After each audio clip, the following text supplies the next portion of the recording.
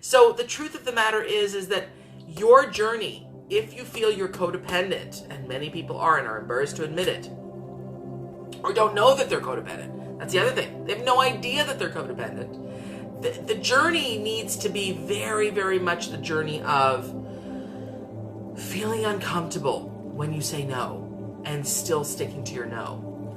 Feeling desperate when you stop solving the other person's problems and allowing that desperation to transform without giving into it.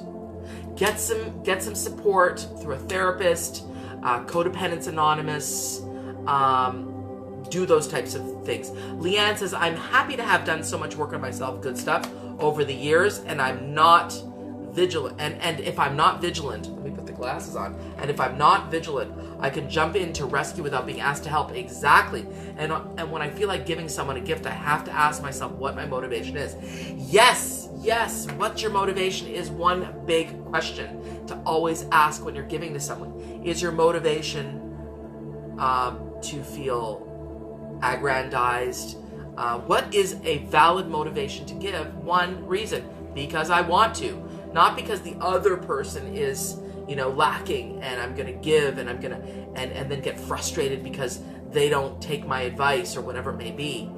These are really important tenets of codependency. And remember that codependency has various aspects: lack of self-esteem, and then the need for control, and then the need to be overly helping and giving, and then your mood. One of the classic definitions of codependency is your mood rises and falls based on what the other person says to you, or thinking of you, or being with you, and your being rises and falls on that roller coaster ride.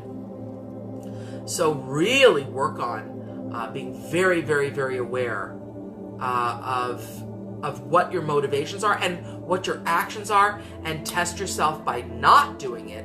And can you sustain the discomfort of not doing it?